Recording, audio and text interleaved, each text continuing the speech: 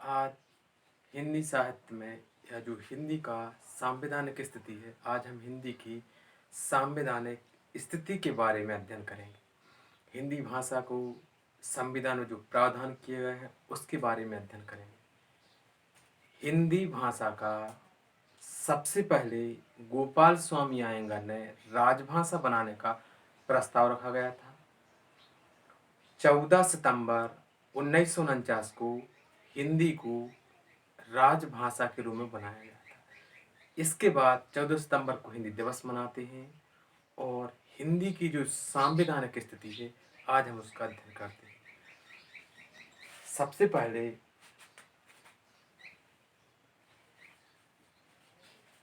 Article 120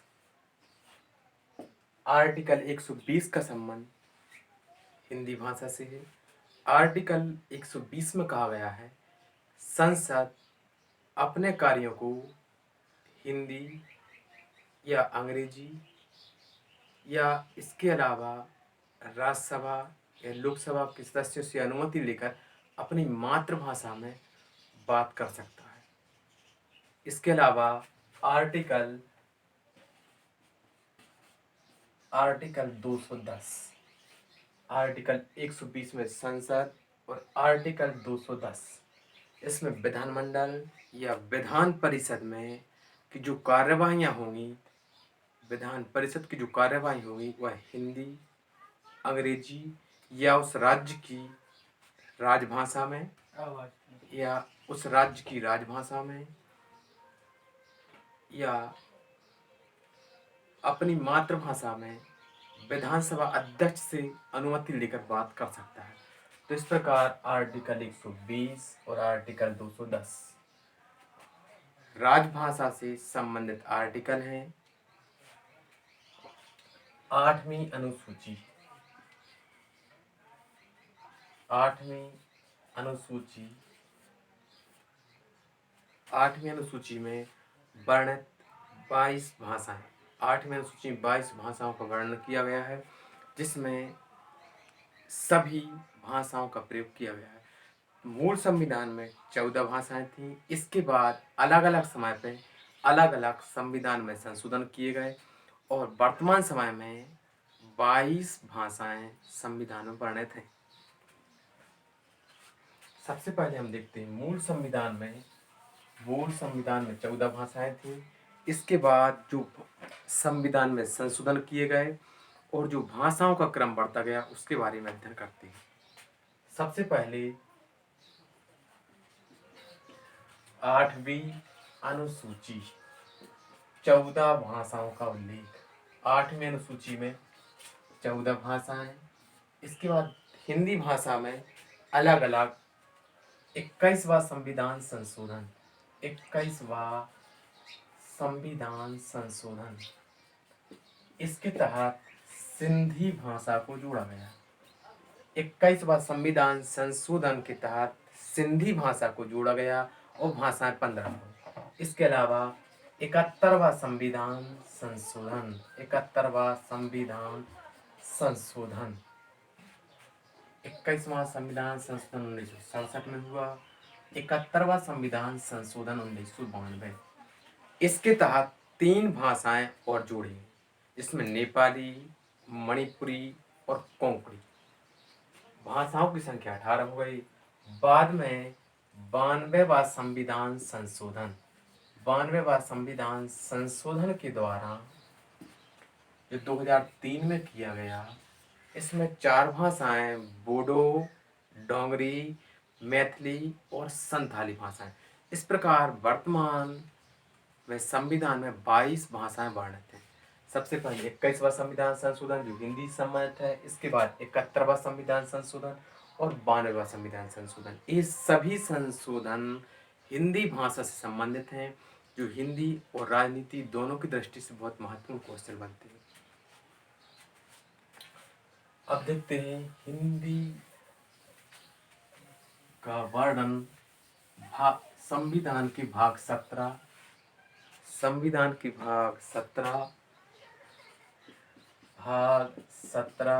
article 343 से 351 तक है। भाग 17 343 से 351 तक हिंदी भाषा का वर्णन किया गया है, जिसमें सबसे पहले अनुच्छेद 343 अनुच्छेद 343 अनुच्छेद 343 में संघ की राजभाषा हिंदी, लिपि देवनागरी और अंकों का रूप राष्ट्रीय होगा। इसी में 343 एक यहाँ राजभाषा हिंदी और लिपि देवनागरी। अब बात करते हैं राजभाषा क्या है। सरकारी कार्यों में जो भाषा प्रयोग होती है वह राजभाषा होती है। राजभाषा का स्वरूप मानक होता है, जिसके साथ कोई छेड़छाड़ नहीं की जाती है। राजभाषा का प्रशासन और राजनीतिक दृष्टि से बहुत महत्व होता है। इसका क्षेत्र सीमित होता है। ये विशेषताएं राजभाषा की। तो 343 वर्णित है कि राजभाषा हिंदी, लिपि देवनागरी और अंकों का रूप राष्ट्रीय होगा। अंकों का रूप राष्ट्रीय होगा। इसी में 343 ए इसके तहत कहा गया था कि संविधान लागू होने के 15 वर्ष तक, संविधान के लागू होने के 15 वर्ष तक अंग्रेजी मुख्य भाषा होगी, जबकि हिंदी सहायक भाषा के रूप में कार्य करेगी। फिर बाद में 343 दो ए 343 3 इसके तहत कहा गया था कि हिंदी 1965 के बाद यदि चाहे तो हिंदी का कार्यकाल हिंदी द्वितीय भाषा और अंग्रेजी मुख्य भाषा के रूप में रह सकती है।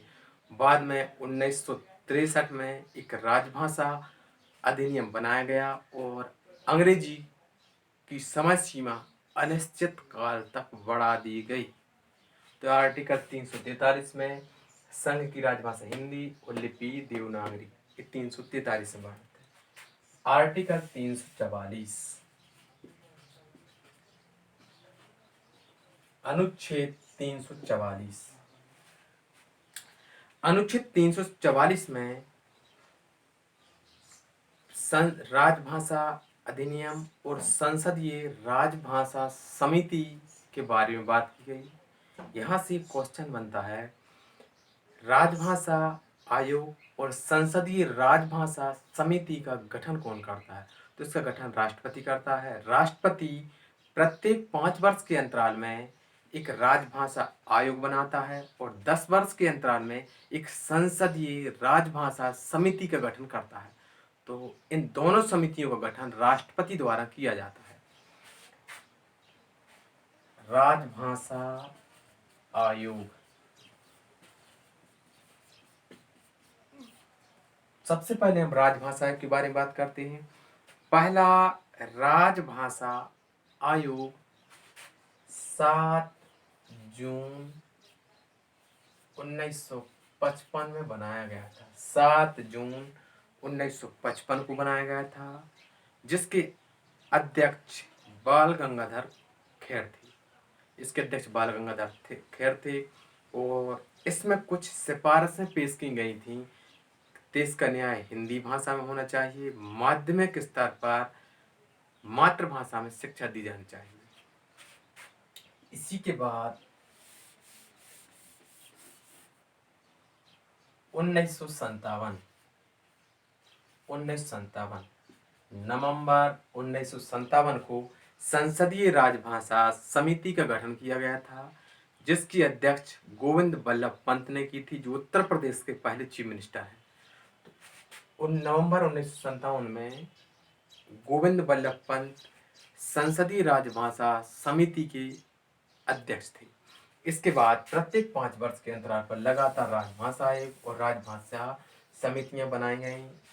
इसके बाद 1963 में राजभाषा आयोग बनाया गया था, जब तात्कालिक गृह मंत्री लाल बहादुर शास्त्री ने हिंदी भाषा के संबंध में एक प्रस्ताव रखा था। इस प्रस्ताव में 9 प्रावधान रखे गए थे। अब आर्टिकल 344 के बाद आर्टिकल 300 345। आर्टिकल 345 में राज्यों के बारे में वर्णन किया गया है। इसमें कहा गया है कोई भी राज्य जो संविधान की 8वीं अनुसूची में वर्णित 24 भाषाओं में से किसी भी भाषा को राजभाषा के रूप में स्वीकार कर सकता है। ये आर्टिकल 345 में वर्णित किया गया है। जो 24 भाषा वर्णित, जो 22 भाषाओं का वर्णन किया गया है, उन 22 भाषाओं में से किसी भी भाषा को अपनी राजभाषा के रूप में अपना सकता है। आर्टिकल 345। 22 भाषाओं में से राजभाषा के तौर पर अपना सकते हैं। इसके बाद आर्टिकल 346। आर्टिकल 346 में जब भी दो राज्यों के मध्य कोई समझौता होता है तो पत्र आदि की भाषा हिंदी भाषा होगी यदि दोनों राज्यों की सहमति है। दोनों राज्यों की सहमति से पत्राचार की भाषा हिंदी भाषा होगी। ऐसा आर्टिकल 346 में वर्णित है। अनुच्छेद 346। दो राज्यों के मध्य पत्रादि की भाषा हिंदी होगी। इसके बाद अनुच्छेद 347। अनुच्छेद 347 में कहा गया है यदि कोई बोली किसी क्षेत्र में बोली जाती है और उस बोली को यदि संविधान की 8वीं अनुसूची के तहत जोड़ा जाना है तो उस राज्य के व्यक्तियों की सिफारिश पर राष्ट्रपति उस भाषा को राजभाषा के रूप में अपना सकता है। ऐसा आर्टिकल 347 में वर्णित है। उदाहरण जैसे बुंदेलखंड या जो बुंदेलखंड क्षेत्र में बोली जाने वाली भाषा बुंदेलखंडी है। यदि इस भाषा को संविधान की 8वीं अनुसूची में जोड़कर राजभाषा के रूप में अपनाया जाना है तो इसकी सिफारिश राष्ट्रपति करेंगे और राष्ट्रपति यदि अनुमति देता है तो बुंदेलखंडी संविधान की 8वीं अनुसूची में जोड़ी जा सकती है। ये आर्टिकल 347 किसी क्षेत्र में बोली जाने वाली भाषा को 8वीं अनुसूची में किस प्रकार जोड़ा जाता है और राष्ट्रपति द्वारा इसका वर्णन किया गया है। अनुच्छेद 348। यहां से सबसे महत्वपूर्ण क्वेश्चन है कि जो सुप्रीम कोर्ट और हाई कोर्ट की कार्रवाइयां होती हैं वह किस भाषा में होती हैं।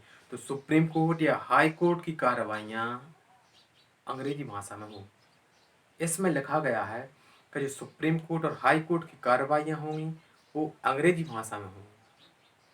इसी में कहा गया है कि संसद द्वारा यदि कोई बिल या विधेयक बनाया जाता है तो उसका माध्यम अंग्रेजी होगी। संसद, राज्यसभा या लोकसभा में यदि कोई विधेयक बनता है तो उसकी भाषा अंग्रेजी होगी। यदि विधानमंडल या विधान परिषद में कोई विधेयक पारित होता है तो उसकी भाषा अंग्रेजी होगी। इसके अतिरिक्त राष्ट्रपति द्वारा जारी किए गए अध्यादेश या राज्यपाल द्वारा जारी किया गया अध्यादेश की भाषा अंग्रेजी होगी। राज्यपाल या राष्ट्रपति के अध्यादेश की भाषा अंग्रेजी होगी। सुप्रीम कोर्ट और हाई कोर्ट की समस्त कार्रवाइयां अंग्रेजी भाषा में होंगी। विधानमंडल, विधान परिषद, राज्यसभा, लोकसभा इनमें पारित किए गए विधेयक की भाषा भी अंग्रेजी होगी। ऐसा आर्टिकल 348 में वर्णित किया गया है। Supreme court, high court English भाषा में कार्रवाइयां होंगी। विधानसभा या संसद की समस्त कार्रवाइयां इंग्लिश भाषा में होगी। इसके अलावा राज्यपाल या राष्ट्रपति द्वारा कोई अध्यादेश जारी किया जाता है तो उसकी भाषा अंग्रेजी होगी। यह आर्टिकल 348 में वर्णित किया गया है। आर्टिकल 349।